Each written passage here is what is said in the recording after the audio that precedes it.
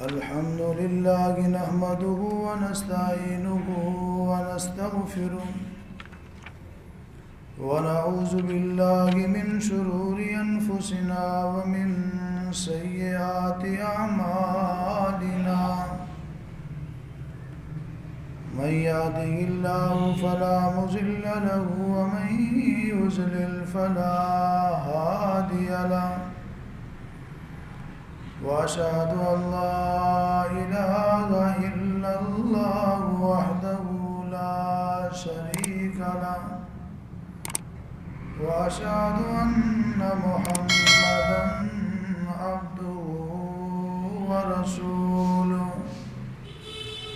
أما بعد فإن خير الحديث كتاب الله وخير الهدي هدي محمد صلى الله عليه وسلم وشر الأمور محدثاتها وكل محدثة بدعة كل بدعة ضلالة وكل ضلالة في النار.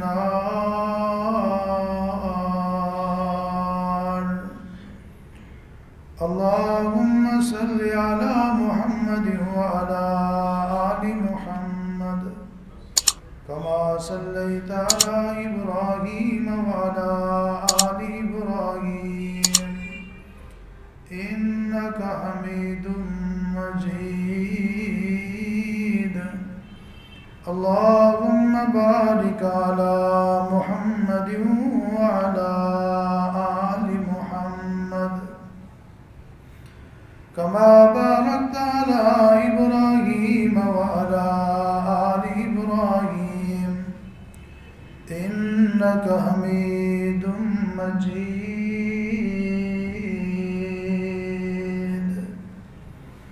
أعوذ بالله السميع العليم من الشيطان الرجيم.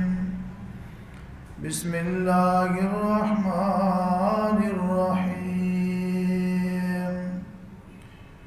سبحان الذي أسرى بعبده ليلا من المسجد الحرام إلى المسجد الأقصى الذي باركنا حوله لنريه من آياتنا إنه هو السميع البصير.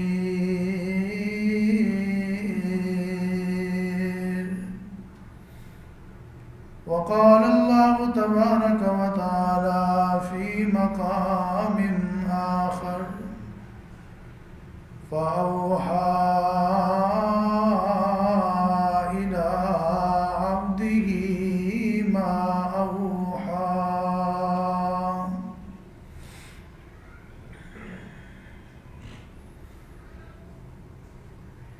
ہر قسم کی حمد و ثنا، کبریائی، بڑائی، عظمت، جلالت اللہ وحدہ لا شریک کی ذات گرامی کے لیے خاص ہے. ان گنت لا تعداد، بے شمار، بے انتہا، بے حد اور بے حساب صلاۃ و سلام، درود و سلام امام کائنات، سرور کائنات، رحمت کائنات، امام الانبیاء، سید الانبیاء، خاتم الانبیاء، امام اعظم جناب محمد الرسول اللہ صلی اللہ علیہ وآلہ وصحبہ وسلم کی ذات گرامی پر اللہ تعالیٰ کی رحمت نازل ہوں. صحابہ کرام، البیت اعظام، تابعین، تبع تابعین، محدثین، مفسرین، اولیاء کرام، بزرگان دین پر کہ جن کی محنتوں، کاوشوں اور قربانیوں سے اللہ کا دین ہم تک پہنچا. اللہ کریم ان سب پر راضی ہو. واجب الاحترام معزز سامعین کرام، آج کے خطبہ جمعہ میں آپ کے سامنے جس عنوان پر گفتگو کروں گا وہ یہ ہے: آسمانوں کی سیر فرشتوں کے سردار کے ساتھ. دعا ہے کہ اللہ رب العزت مجھے حق اور سچ بیان کرنے کی توفیق عطا فرمائے. سننے اور سنانے کے بعد اللہ تعالی ہم سب کو عمل کرنے کی بھی توفیق بخشے۔ اللہ تبارک و تعالی نے نبی کریم صلی اللہ علیہ وسلم کو متعدد معجزات سے نوازا۔ ان میں سے ایک معجزہ معراج بھی ہے، جس کو اسراء اور معراج کہا جاتا ہے۔ اس معجزے کے دو حصے ہیں، ایک کا تعلق مسجد حرام سے مسجد اقصی تک کے سفر سے ہے، جس کو اسراء کہا جاتا ہے۔ دوسرے کا تعلق مسجد اقصی سے آسمانوں سے اوپر تک، جہاں تک اللہ تبارک و تعالی نے چاہا اس کے ساتھ ہے۔ اس میں آپ علیہ الصلوۃ والسلام کو جنت دوزخ کے علاوہ اللہ کی قدرت کی متعدد نشانیاں بھی دکھلائی گئیں۔ کئی انبیاء کرام علیہ الصلوۃ والسلام سے ملاقات بھی کرائی گئی، اور آپ علیہ الصلوۃ والسلام پر اور آپ کی امت پر 5 نمازیں فرض بھی کی گئیں۔ اس کو معراج کہا جاتا ہے۔ واقعہ اسراء اور معراج کے متعلق اہل سنہ والجماعہ، صحابہ کرام، تابعین، تبع تابعین، محدثین، ان کا عقیدہ یہ ہے کہ نبی علیہ الصلوۃ والسلام کو بیداری کی حالت میں جسمانی طور پر اسراء اور معراج کرایا گیا، نہ کہ نیند کی حالت میں روحانی طور پر۔ عقیدہ طحاویہ میں امام طحاوی رحمہ اللہ یہ عقیدہ نقل فرماتے ہیں، والمعراج حق، معراج برحق ہے، وقد اسری بالنبی صلی اللہ علیہ وسلم وعرج بشخصہ فی الیقظۃ الی السماء ثم الی حیث شاء اللہ من العلا وَأَكْرَمَهُ اللَّهُ بِمَا شَاءَ وَأَوْحَى إِلَيْهِ مَا أَوْحَى، کہ نبی کریم صلی اللہ علیہ وسلم کو جسمانی طور پر بیداری کی حالت میں سیر کرائی گئی، اور آسمان تک، بلکہ وہاں سے بھی اوپر جہاں تک اللہ رب العالمین نے چاہا آپ کو لے جایا گیا، اور اللہ نے اپنی مرضی کے مطابق آپ کی تکریم بھی کی، جو کچھ اس نے چاہا آپ کی طرف وحی بھی کی۔ قرآن اور حدیث کے کئی سارے دلائل سے اس معجزے کا ثبوت ملتا ہے۔ قرآن کریم کو پڑھا جائے، احادیث مبارکہ کا مطالعہ کیا جائے، تو یہ بات کئی سارے دلائل سے ثابت ہوتی ہے، معراج برحق ہے، اور یہ اللہ تبارک و تعالی نے آپ علیہ الصلوۃ والسلام کو معجزہ عطا فرمایا، اس کے ذریعے آپ کو عزت، عظمت، برتری اور افضلیت عطا فرمائی، اور یہ جسمانی طور پر ہوا بیداری کی حالت میں، یہ روحانی طور پر نیند کی حالت میں، خواب کی حالت میں نہیں ہوا۔ قرآن کریم سے پہلی دلیل،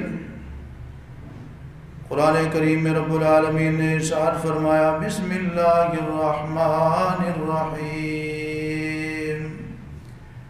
سبحان الذی اسری بعبدہ لیلا من المسجد الحرام الی المسجد الاقصی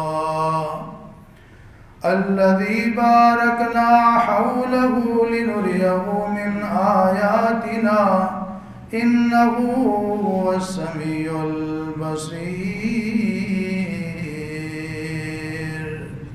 فرمایا پاک وہ ذات جس نے سیر کرائی اپنے بندے محمد رسول اللہ کو صلی اللہ علیہ وسلم مسجد حرام سے مسجد اقصی تک، وہ مسجد اقصی جس کے ارد گرد رب العالمین نے برکتیں نازل فرمائی ہیں۔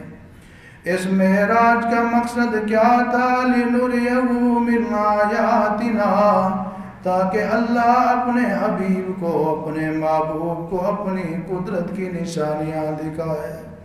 انہو هو السمیع البصیر، بے شک رب العالمین سننے والا بھی ہے اور ہر چیز کو خوب دیکھنے والا بھی ہے۔ اس آیت کے شروع میں ایک لفظ آیا سبحان۔ یہ لفظ سبحان، اس کا لفظی معنی تو یہ ہے کہ وہ پاک ہے ہر قسم کے عیب سے، نقائص سے، شریکوں سے، لیکن عربی زبان میں یہ لفظ حیرت کے لیے، تعجب کے اظہار کے لیے بھی استعمال ہوتا ہے، یعنی اس طرح کا واقعہ جو محیر العقول ہو، عقلوں کو حیران کر دے، دماغ میں بیٹھنے والی بات نہ ہو، سمجھ نہ آ رہی ہو، خرق عادت واقعہ ہو، جس کا تعلق اللہ کی قدرت اور اللہ کی مرضی و منشا کے ساتھ ہو، وہاں قرآن کریم میں لفظ بولا جاتا ہے سبحان۔ یہ ایک دلیل ہے کہ یہ واقعہ معراج کوئی معمولی واقعہ نہیں تھا، یہ خواب نہیں تھا، یہ نیند کی حالت میں نہیں تھا، یہ حالت بیداری میں تھا، جسمانی طور پر تھا اور غیر معمولی تھا۔ جس نے سنا وہ حیران ہو گیا، اس کا ذہن اس بات کو تسلیم نہیں کر رہا تھا، اس لیے رب العالمین نے فرمایا سبحان الذی اسری بعبدہ لیلا من المسجد الحرام الی المسجد الاقصی۔ آپ کہہ سکتے ہیں کیا قرآن کریم میں اس طرح اور بھی مثالیں موجود ہیں جہاں اہم واقعے میں لفظ سبحان بولا گیا ہو، جہاں اللہ کی قدرت کا ذکر کیا گیا ہو لفظ سبحان ہو، جہاں انسان کی پہنچ ختم ہو رہی ہو وہاں لفظ سبحان بولا گیا ہو؟ جی ہاں، قرآن کریم کے کئی سارے مقامات پر یہ لفظ سبحان اس طرح کی غیر معمولی صورتحال پر بولا گیا ہے۔ پہلا واقعہ سنیے کہ سیدنا موسیٰ علیہ السلام کوہ طور پر جب پہنچے، اللہ رب العالمین کے سامنے کہتے ہیں رب ارنی انظر الیک، اے میرے رب میں تیرا دیدار کرنا چاہتا ہوں، میں تجھے دیکھنا چاہتا ہوں۔ رب العالمین نے فرمایا اے میرے پیارے موسیٰ کلیم، آپ مجھے نہیں دیکھ سکتے۔ اللہ کے نبی تھے، کلیم اللہ تھے، کہنے لگے میں دیکھنا چاہتا ہوں۔ رب العالمین نے فرمایا وَلَكِنْ انظُرْ إِلَى الْجَبَلِ فَإِنِ اسْتَقَرَّ مَكَانَهُ فَسَوْفَ تَرَانِي، میں اپنے نور کی تجلی پہاڑ کے اوپر ڈالتا ہوں، تو اس کو دیکھ، اگر وہ اپنی جگہ پر قائم رہ گیا تو پھر تو بھی مجھے دیکھ سکے گا۔ فَلَمَّا تَجَلَّى رَبُّهُ لِلْجَبَلِ جَعَلَهُ دَكًّا، اللہ نے اپنی اللہ اکبر، اللہ رب العالمین نے اپنی نور کی تجلی کو جب پہاڑ کے اوپر ڈالا، پہاڑ ریزہ ریزہ ہو گیا۔ خر موسیٰ صعقا، حضرت موسیٰ علیہ السلام یہ منظر دیکھنے کے بعد بے ہوش ہو کر گر پڑے۔ فلما افاقا، جب طبیعت سنبھلی، سب سے پہلے جو جملہ سیدنا موسیٰ علیہ السلام نے بولا، کہنے لگے قال سبحانک، اللہ تو پاک ہے۔ قال سبحانک، اے اللہ تو پاک ہے، اللہ تو ایسے کر سکتا ہے، تو حکمتوں والا ہے۔ یہ بہت اہم واقعہ تھا، اس لیے اس کے بیان میں لفظ کیا آیا ہے؟ بولیں لفظ سبحان۔ ایک اور واقعہ بھی سن لیجئے، قرآن کریم میں آتا ہے اللہ رب العالمین نے جب سیدنا آدم علیہ السلام کو پیدا فرمایا، اس وقت فرشتوں کو کہا کہ میں زمین میں ایسی مخلوق پیدا کرنے والا ہوں جو ایک دوسرے کے جانشین بنیں گے، ایک دوسرے کے خلیفہ بنیں گے۔ فرشتوں نے اس کے بارے میں کچھ باتیں کی، اللہ رب العالمین نے فرمایا میں بہتر جانتا ہوں، تم زیادہ نہیں جانتے۔ اس کے بعد بعد اللہ رب العالمین نے سیدنا آدم علیہ السلام کو کچھ چیزوں کے نام سکھا دیے. ثم عرضهم على الملائکہ، پھر فرشتوں کے اوپر ان چیزوں کو پیش کیا گیا اور پوچھا بتاؤ کہ یہ کیا چیز ہے، ان کے نام بتاؤ. فرشتوں نے جواب دیا قال سبحانک قال سبحانك لا علم لنا الا ما علمتنا. فرشتوں نے کہا اے اللہ تو پاک ہے، تو حکمتوں والا ہے، تو قدرتوں والا ہے. یعنی جہاں اللہ کی قدرت خاص کا ذکر آتا ہے، جہاں معجزات کا ذکر آتا ہے، جہاں رب العالمین کی مہربانیوں کا تذکرہ ہوتا ہے اور واقعہ خلاف معمول ہوتا ہے، تو قرآن بیان کرتا ہے لفظ سبحان. ایک اور واقعہ سنیے، قرآن کریم میں بیان موجود ہے. اللہ کے نبی، اللہ کے پیغمبر یونس علیہ السلام کو اللہ نے ایک بستی میں نبی رسول پیغمبر بنا کر بھیجا. جب اس بستی میں گئے، لوگوں نے ماننے سے انکار کر دیا، لوگوں نے تکذیب کی. اللہ کے پیغمبر علیہ السلام نے دیکھا کہ جب لوگوں نے انکار کر دیا، اب تو ان کے اوپر اللہ کا عذاب آنے والا ہے. حضرت یونس علیہ السلام جلدی کر بیٹھے، وہاں سے روانہ ہو کر چلے گئے.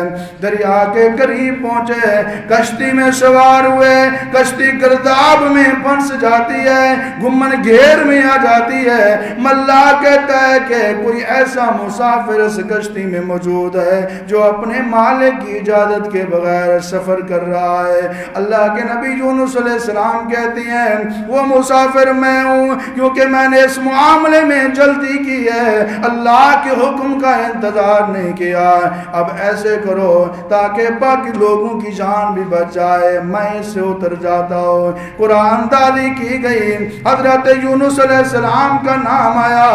اللہ اکبر. یونس علیہ السلام نے دریا کی موجوں کے اندر، دریا کے پانی میں چھلانگ لگا دی. ادھر رب العالمین نے ایک مچھلی کو حکم دیا، فرمایا فَالْتَقَمَهُ الْحُوتُ وَهُوَ مُلِيمٌ. اللہ نے حکم دیا، مچھلی نے یونس علیہ السلام کو لقمہ بنا لیا. اللہ نے فرمایا میری مچھلی تو میری مخلوق ہے، یہ میری تیرے پاس امانت ہے، اس کو چبانا نہیں ہے، ہضم نہیں کرنا. مچھلی نے اللہ کے حکم کے مطابق یونس علیہ السلام کو اللہ کی امانت سمجھ کر اپنے پیٹ میں محفوظ رکھا. ایک وقت آیا کہ سیدنا یونس علیہ السلام نے یہ سوچا کہ میں نے جلد بازی کی ہے، اللہ کے حکم کا میں انتظار کر لیتا. میں نے تو صاحب کا دستور اور طریقے کے مطابق کہ اب اتنے دن ہو گئے ہیں، انہوں نے انکار کر دیا، اللہ کا عذاب آنے والا. اور انہوں نے سمجھا کہ یہ میرا عمل مناسب نہیں تھا. مچھلی کے پیٹ میں اللہ کا قرآن کہتا ہے فَنَادَى فِي الظُّلُمَاتِ اللَّا إِلَٰهَ إِلَّا أَنْتَ.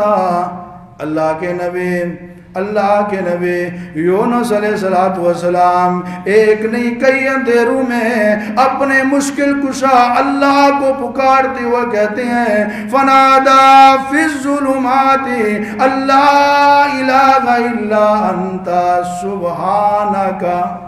کیا کہتے ہیں؟ سبحانکا سبحانکا انی کنت من الظالمین.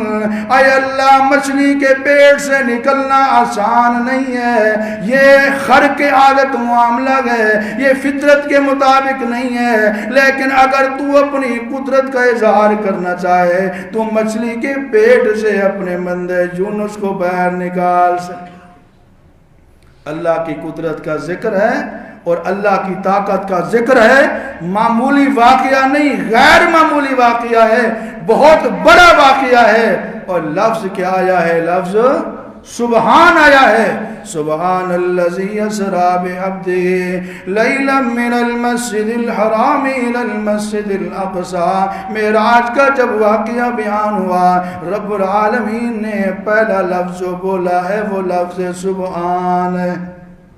یہ لفظ سبحان بھی بتاتا ہے یہ کوئی خواب یا نیند کی حالت کا واقعہ نہیں، وہ تو معمولی ہوتا ہے، وہ تو ہر بندہ خواب میں پتہ نہیں کہاں کہاں پہنچا ہوتا ہے۔ خواب کی حالت میں آسمانوں کی سیر کر لینا، جنت دوزخ کو دیکھ لینا، یہ کوئی کمال نہیں ہے۔ کمال یہ ہے کہ بیداری کی حالت میں بشر ہو کر، سید البشر ہو کر آسمانوں کی سیر کرے۔ دوسری دلیل یہ ہے، اس میں ایک لفظ بولا گیا ہے عبد۔ لفظ سبحان سے بھی ثابت ہوتا ہے کہ معراج جسمانی طور پر حالت بیداری میں ہوا، اور یہ لفظ عبد بھی بتاتا ہے عبد اس وقت بولا جاتا ہے جب جسم بھی ہو اور روح بھی ہو، صرف روح کے اوپر عبد نہیں بولا جاتا۔ سبحان الذی اسری بعبدہ، پاک ہے وہ ذات جس نے اپنے بندے کو سیر کرائی۔ یہ نہیں کہا پاک ہے وہ ذات جس نے اپنے بندے کی روح کو سیر کروائی۔ جب بندہ لفظ آ گیا اس میں جسم بھی آ گیا، روح بھی آ گئی۔ جب جسم روح دونوں آ گئے تو پھر معراج جسمانی ثابت ہو گیا۔ قرآن کریم رب العالمین نے اپنے نبیوں رسولوں پیغمبروں کے بارے میں فرمایا اِنَّهُ مِنْ عِبَادِنَا الْمُرْسَلِينَ، یہ میرے رسول بھی تھے، میرے پیارے بندے بھی تھے۔ ایوب علیہ السلام کے بارے میں فرمایا نعم العبد، بہترین بندے تھے۔ بندہ جب لفظ بولا جاتا ہے تو اس وقت روح اور جسم دونوں مراد لیے جاتے ہیں۔ لفظ بھی عبد ہی سے ثابت ہوتا ہے کہ معراج جسمانی تھا، حالت بیداری میں تھا، یہ خواب اور نیند کی حالت میں نہیں تھا۔ اللہ اکبر۔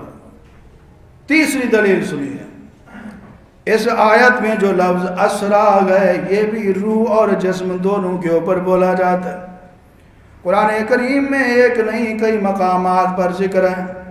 ایک دلیل سنتے جائیے، اللہ نے حکم دیا سیدنا لوط علیہ السلام کو فَأَسْرِ بِأَهْلِكَ